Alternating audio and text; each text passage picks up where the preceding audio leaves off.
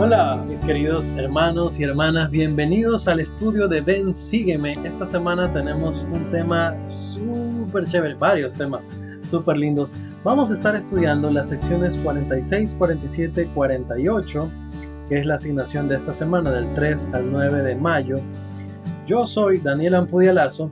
Bienvenidos. Muy bien, entonces vamos a las escrituras y empezamos con la sección 46.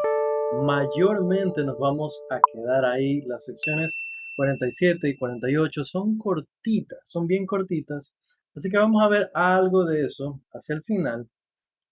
Pero mayormente lo que vamos a estudiar está concentrado en esta sección.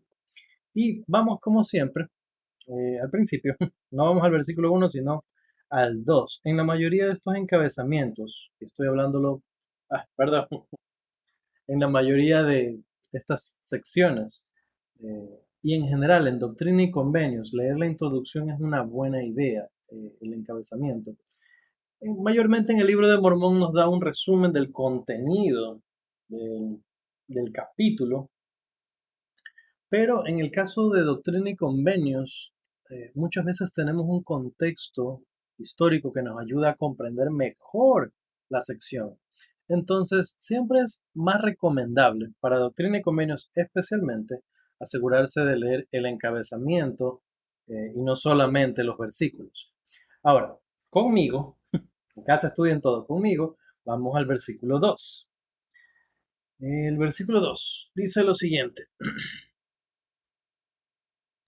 Pero a pesar de las cosas que están escritas, siempre se ha concedido a los élderes de mi iglesia desde el principio, y siempre será así, dirigir todas las reuniones conforme los oriente y los guíe el Santo Espíritu. Muy bien, entonces continuamos con asuntos del orden de la iglesia.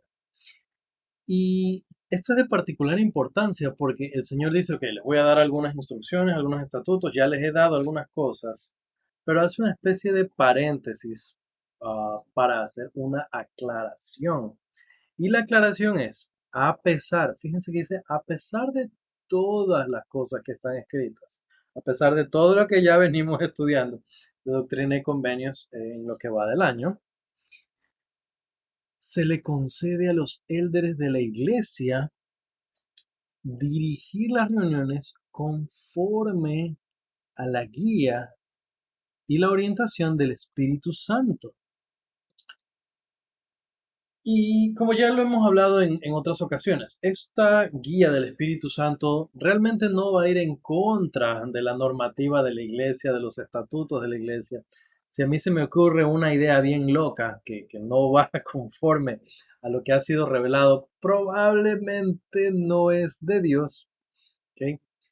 Pero me gusta cómo el Señor hace esta aclaración, porque hay ciertas cosas, muchas cosas para las que no se es rígido.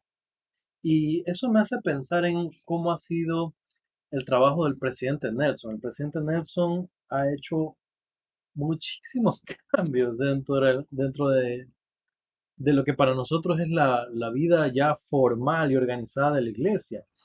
Y piensen en algunos de los cambios que ha habido. Él ha continuado el trabajo del presidente, como ya lo habíamos hablado con respecto a los templos, del presidente, especialmente el presidente Hinckley, que fue el que cambió radicalmente cómo habíamos manejado la construcción de templos. Él empezó a multiplicarlo mucho más, pero lo que vemos hoy, comparado aún con la revolución que trajo el presidente Hinckley, es de locos, o más bien es de Dios,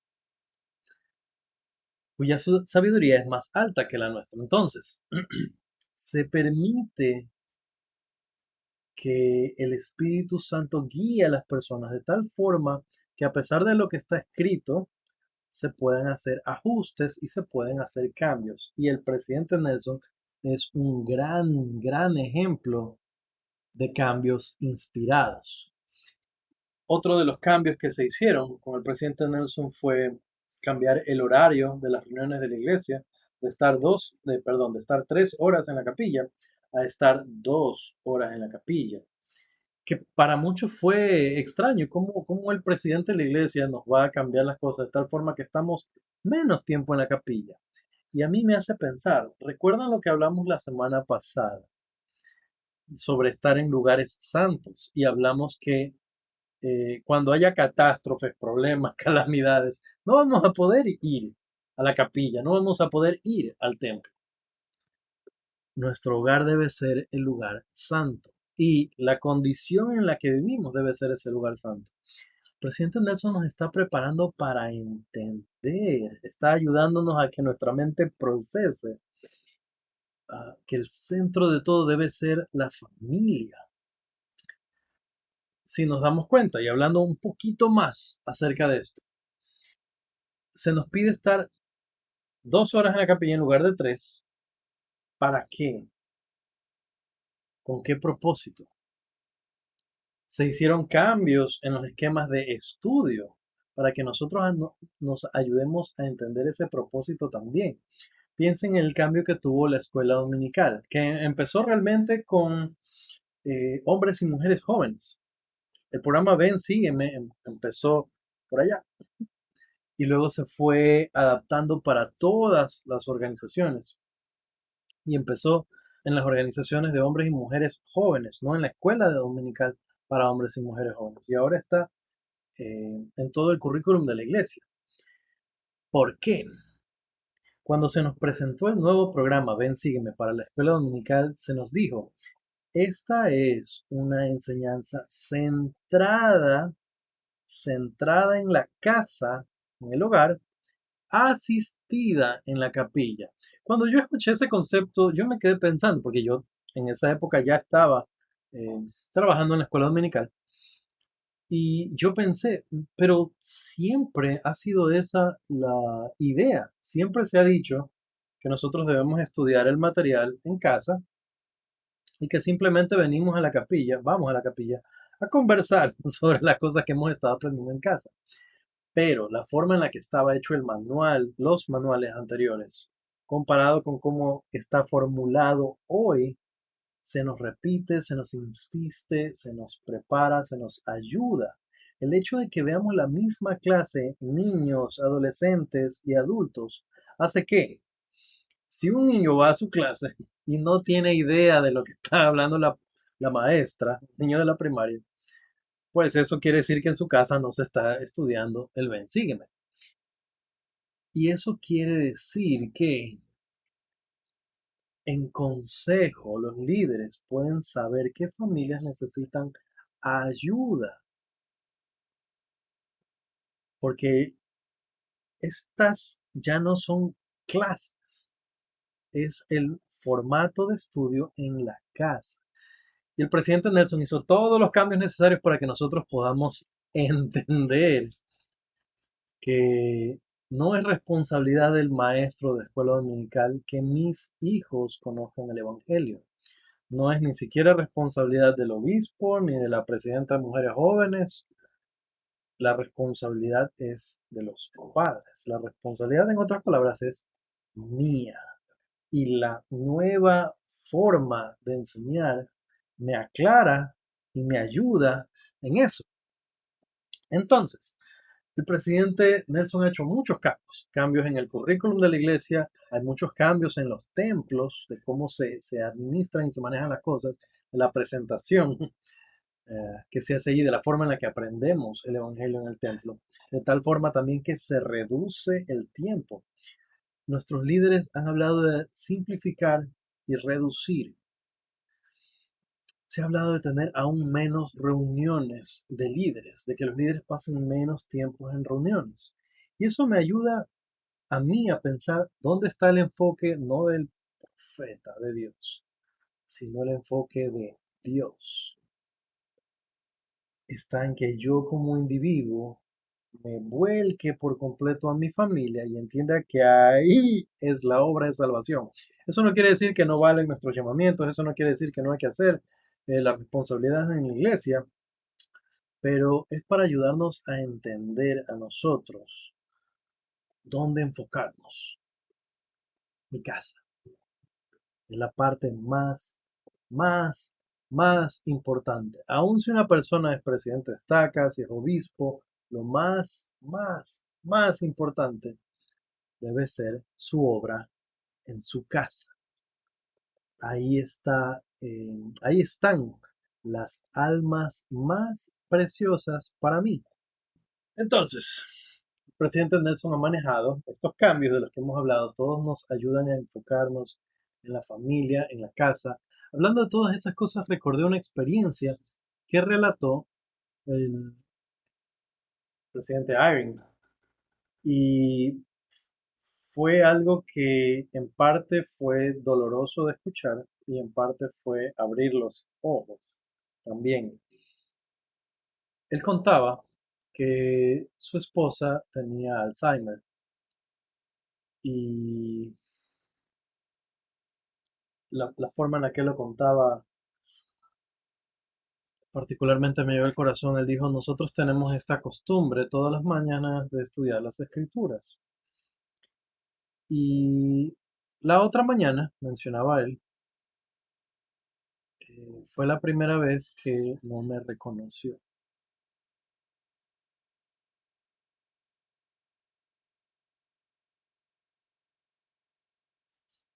Y para mí fue un gran impacto cuando lo escuché de él, porque yo lo veo, él es una de las autoridades generales que se emociona rápidamente, que llora fácilmente. Yo conecto con él porque yo también soy llorón. Y cuando él dijo eso, sentí mucha empatía y pensé, tengo que poner atención a lo que va a decir. Y sus siguientes palabras fueron que en ese momento en que su esposa no lo reconoce, a él se le vinieron a la mente todas las reuniones de la iglesia, las salidas, las visitas, eh, los muchos asuntos de trabajo y todo el tiempo que había pasado en muchas ocupaciones de la iglesia. Porque siendo quien es, habiendo llegado a donde está, obviamente él había pasado por muchos llamamientos de muchísima responsabilidad, de seria y grave responsabilidad. Pero él pensó en todo ese tiempo y deseó en ese momento que hubiera sido menos el tiempo que hubiera pasado en todo eso y un poco más el tiempo que hubiera pasado disfrutando de su esposa. Y fue un, un sacudón porque ah, muchas veces en nuestros ánimos de hacer más, de ser fieles y de estar ahí, lo que hacemos a un lado para poder estar en los asuntos de la iglesia es nuestra familia. Esto me recuerda algo que enseñó también el elder Bednar, y él hablaba que no hay tal cosa como balance en nuestra vida, hablando de las muchas responsabilidades que tenemos en la iglesia, en el trabajo, en la casa, como padre, como esposo, como líder, como empresario o buen empleado. No hay tal cosa como un balance. Él decía, y estas eran sus palabras, que teníamos que sacarnos de la cabeza que existe tal cosa como una vida balanceada. Él decía, en el momento en que yo estoy en mi casa poniendo atención a mi familia, yo estoy haciendo a un lado el trabajo y la iglesia. Estoy siendo, entre comillas, negligente con esas cosas porque estoy atendiendo lo de acá. Si estoy poniendo atención en mi trabajo y tengo que ser bueno en mi trabajo porque si no mi familia no come, otra vez conversamos de eso hace un par de semanas, creo yo. Si no estoy siendo un buen trabajador, entonces no puedo proveer para mi familia. Entonces, el momento que estoy en el trabajo, estoy siendo, entre comillas, negligente con mi llamamiento y con mi familia, tal vez con mi propia salud. Y cuando estoy en la iglesia, no estoy poniendo atención ni al trabajo ni a mi familia, porque estoy llevando a cabo la obra de salvación en el llamamiento al que mi Dios me ha llamado a servir en su iglesia. Y él decía, es así, no hay cómo, siempre va a ser una cosa atención y la otra dos botadas. Y él decía que es como estos circos chinos donde está alguna persona haciendo malabares, que tiene este palito con un plato dando vueltas y que tienen uno en una mano, otro en otra y tal vez otro en la cabeza o en una pierna. Y todo el tiempo hay que estarle dando vueltas y el platillo que va dejando de dar vueltas se puede caer. Entonces él decía que la vida es simplemente darle vueltas al plato antes de que se caiga y hay que darle vueltas a todos. Y no podemos darle vuelta a todos al mismo tiempo. En algún momento hay que atender a uno, en algún momento hay que atender a otros. Habrá ocasiones en las que por problemas laborales yo tenga que dejar botado todo para ir a mi trabajo. Habrá momentos en los que yo tengo que dejar botado todo para atender cosas de la iglesia y habrá momentos en los que yo tengo que dejar botado todo para atender a mi familia o inclusive a mí mismo, mi salud mental, física, espiritual. ¿Ok? Entonces, todo esto hemos hablado solamente del versículo 2 y hay tanto que decir de cada cosa.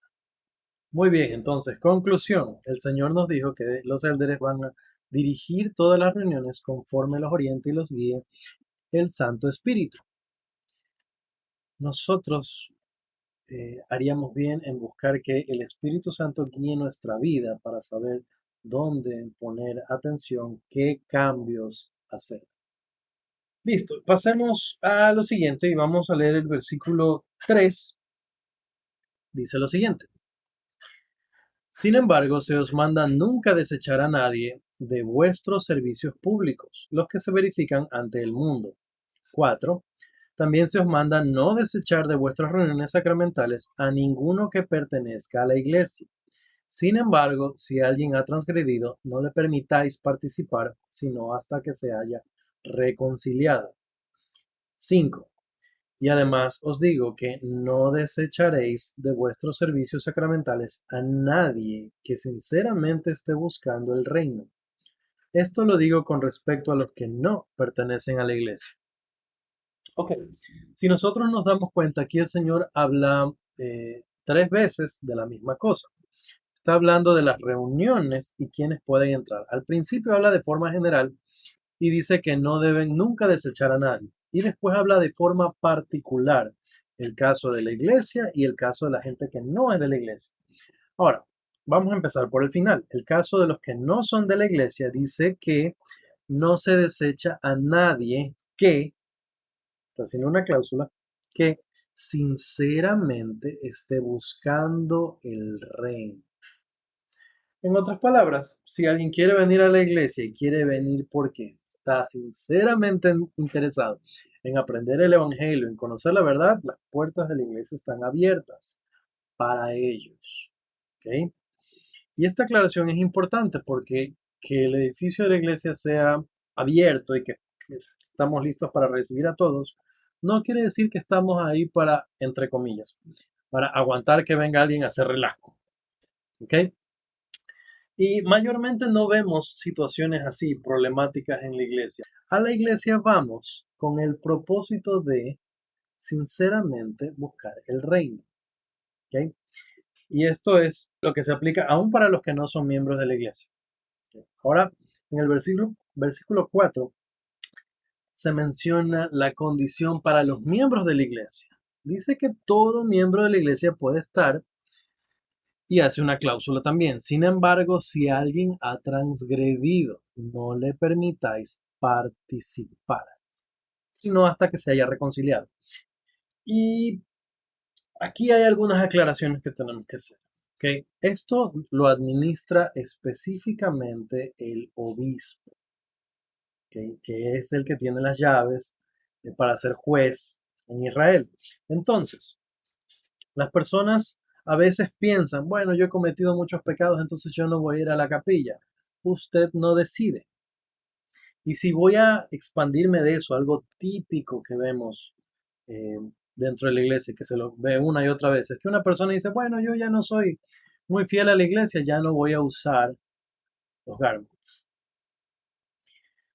Una y otra vez vemos personas que se olvidan que hicieron convenios con Dios. Hicieron convenios de ser fieles, de asistir a sus reuniones, de llevar el garment. Usted no decide. Nosotros no decidimos eso, lo decide una autoridad de la iglesia.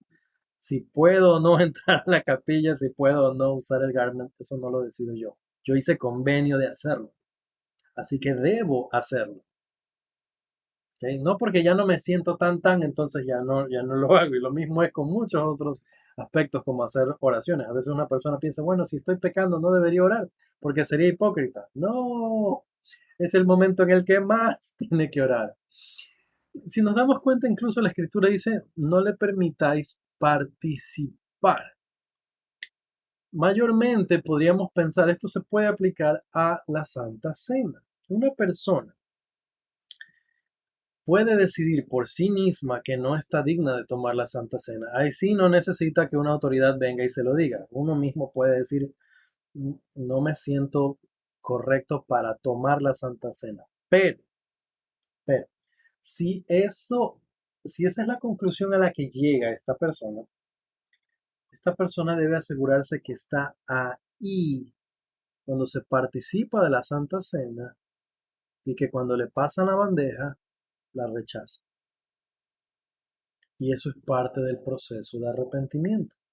El obispo, cuando le dice a una persona, usted no puede tomar la Santa Cena por un tiempo, no es para que esté de vacaciones y ya no vaya a la capilla, es para que, para que pueda desarrollarse de tal forma que sienta pesar y pueda arrepentirse, para que tenga acceso al arrepentimiento. Debe estar ahí, debe ver la Santa Cena y decir, no, duele en el alma, y entonces eso les ayuda para que puedan arrepentirse. Que no es un castigo, no es una maldad, es para que puedan mejorar. Otra vez, el obispo es el que tiene la autoridad para decirle a una persona que debe abstenerse de la Santa Cena, pero la persona también puede llegar a la conclusión que no está bien para tomar la Santa Cena, entonces no lo va a hacer. Sin embargo, debería estar ahí. Yo sé que estos tiempos son diferentes por la pandemia, muchas personas no pueden ir a la capilla todavía. En nuestro caso, nosotros estamos felices que ya podíamos ir y ahora otra vez no podemos ir.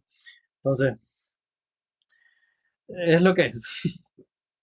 Pero podemos aplicar todas estas cosas también como hacemos en el hogar, la administración de la Santa Cena.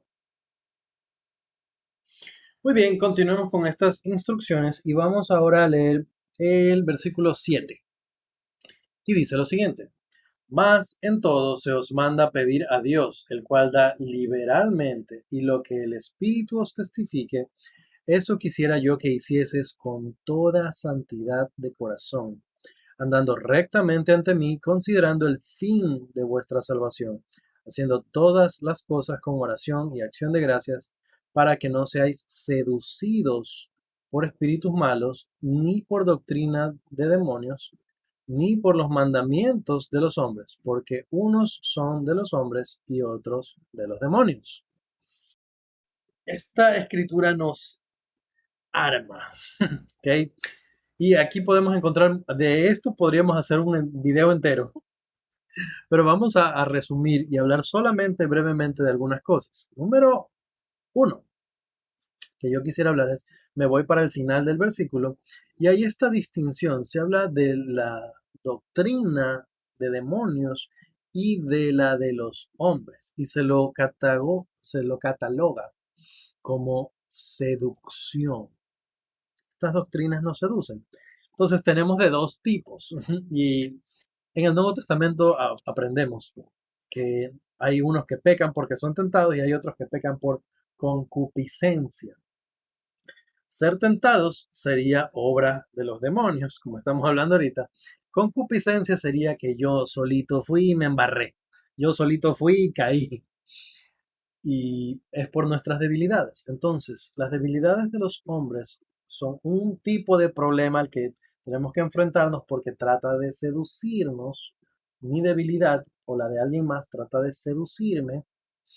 Y también las doctrinas del adversario tratan de enredarme, seducirme, destruirme. Ok, ahora, ¿cómo nos protegemos en contra de esa influencia? Y tal vez un ejercicio bueno antes de pasar a eso sería que conversemos en casa con nuestra familia ¿Cuáles son esas doctrinas de hombres y doctrinas de demonios que tratan de separarnos de Dios y de destruirnos? Y ya que tenemos dos clasificaciones, ¿cuáles son las unas, cuáles son las otras? Al fin y al cabo, a ninguna de ellas hay que hacer caso. ¿Ok? Y en este versículo se nos da las armas. Entonces, ¿qué tengo que hacer yo? Fíjense que la escritura dice, para que no seáis seducidos. Entonces, todo lo que viene antes son las instrucciones, ¿ok? Para que no seamos seducidos. Entonces, ahora sí, técnica de estudio de las escrituras, hacer listas. Más en todo se os manda, uno, pedir a Dios. Y en cuanto a pedir a Dios, se nos dice, Él nos da liberalmente. Lo que el Espíritu os testifique, eso quisiera yo que hicieseis. Entonces, número dos, nosotros pedimos, recibimos revelación, recibimos inspiración, instrucción, y eso que se nos dice, eso hacemos. Puede sonar medio absurdo, pero a veces nosotros pedimos cosas y luego no hacemos, no cumplimos con la inspiración que recibimos. Recuerdo que mi presidente de misión siempre nos decía, no jueguen con Dios, no pidan lo que no van a cumplir. Y él nos decía, no pidan familias de oro para enseñar, sino van a ser misioneros de oro para enseñarles. ¿Entienden? Ok, entonces estamos dos. Eso quisiera yo que hicieses con toda santidad de corazón. Se está calificando cómo vamos a hacer esto. Con toda santidad de corazón. ¿Okay? No solamente hay que hacerlo, sino que hay que hacerlo bien. No solamente, esto me hace pensar en cuando nuestras madres nos acusan de ser mal mandados. Se nos pide hacer algo y vamos y lo hacemos mal. Y si eso, sin la sabiduría materna, las mamás saben que no es lo mismo hacer algo que hacer bien algo y nos regañan por eso, con más razón nuestro Padre Celestial. ¿Okay? Seguimos. Andando rectamente ante mí. Otra cláusula. Entonces, si vamos a hacer las cosas y las vamos a hacer bien, las debemos hacer no solo eso bien, sino que tenemos que en general ser personas rectas. Por la cuarta. 5. Considerando el fin de vuestra salvación. ¿Qué significa eso?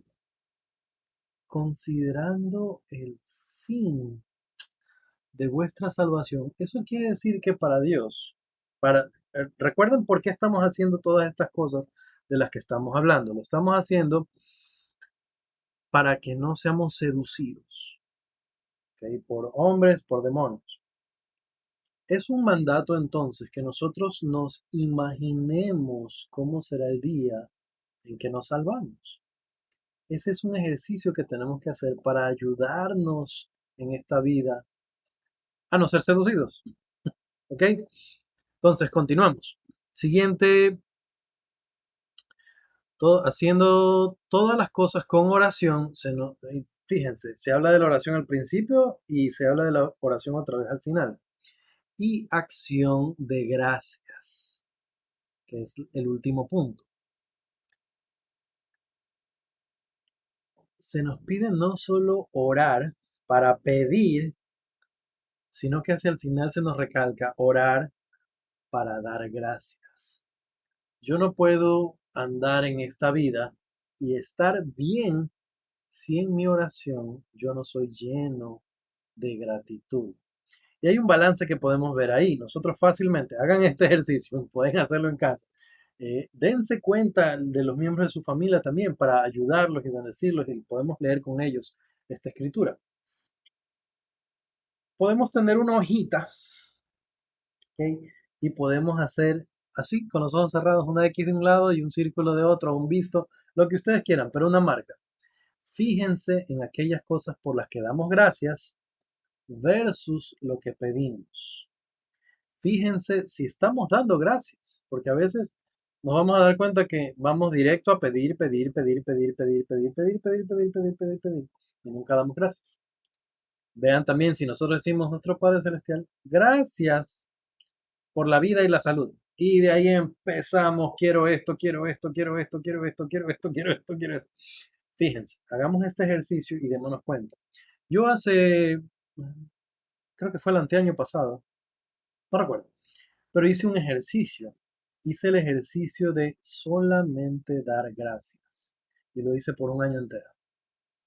Y durante todo ese año yo no pedía nada, solo daba gracias.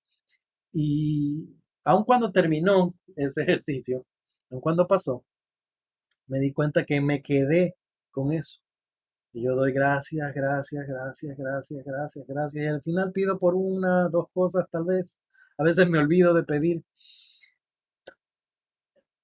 Se nos manda a pedir, no es malo pedir. Fíjense que más en todo se os manda a pedir a Dios. No es que sea algo malo, pero hagamos énfasis en ser agradecidos.